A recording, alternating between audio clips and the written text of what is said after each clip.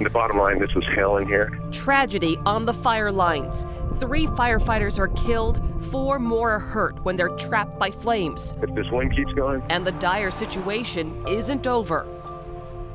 Those 3 firefighters caught by swirling winds in a raging wildfire near Twisp work for the U.S. Fire Service. 4 other firefighters were injured in what the Okanagan County Sheriff called a hellstorm. 1 is from the Forest Service, 2 are from the Department of Natural Resources.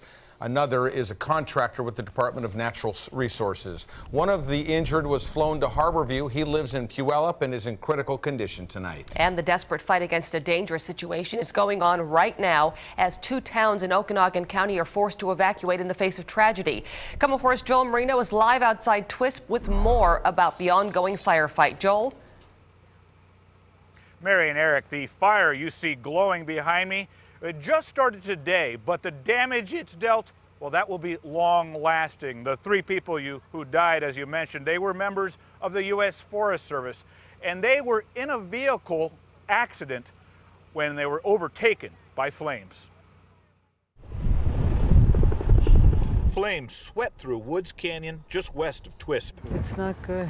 And the sudden ferocity caught so many residents off guard. It wasn't that windy of a day. It was a beautiful morning, and suddenly Twisp River's on fire. This fire has already taken a terrible toll. 3 firefighters died and several more were badly hurt trying to beat back the flames, and still the danger is far from over. Well, it's horrible. I can't even imagine. And you know, to lose your life fighting fire, it's horrible for a family. While the remaining crews fought to hold the fire in check, the Okanagan County Sheriff explained how a firestorm descended upon the victims, quickly destroying homes before it claimed those 3 lives. The bottom line, this was hell in here. It's just obvious. It was blowing in every damn direction, and we lost 3. Evacuation orders went out for both Twisp and Winthrop. Eric Clausen was one of the last to leave. My wife's already there, and I stayed longer and, just watched what was going on. Others stayed to gawk at the fiery spectacle. It's full of trails back there. Steve Morris made preparations to go, but hoped it wouldn't come to that. I've just been watching the fire, from just kind of hopscotching these ridges and working towards our house. That's why I came back up here, was to grab stuff and, in case it came all the way over the top. The deaths likely weigh heavily on the men and women headed to the front lines who showed no hesitation to carry on. It's a risky job, and super grateful that people are willing to do it. Well, the names of the 3 victims have not been released. Fire officials want to reach out to their families first. The cause is under investigation, as are the circumstances leading to this tragedy. Eric and Mary? Incredibly sad night, Joel. Thank you very much. Let's get to Come Force Kristen Drew, who spoke to the grandparents of one of the injured firefighters at Harborview. Kristen? Mary, we've learned the firefighter is 25 years old. He's in critical condition here tonight, suffering burn injuries.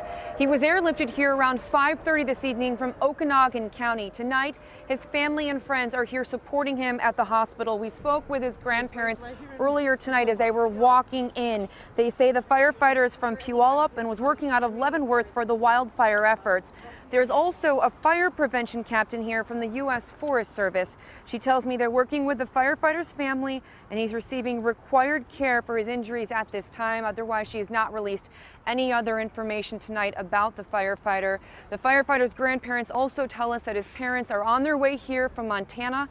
They're expected to be here in a couple of hours. For now, we're live in Seattle. Kristen Drew, KOMO 4 News. Kristen, thank you. The White House is sending condolences, saying that President Obama was updated on what it calls the tragic loss of the 3 firefighters who selflessly battled the fires. The statement reads, "On behalf of a grateful nation, the president's thoughts and prayers are with the families of these brave Americans."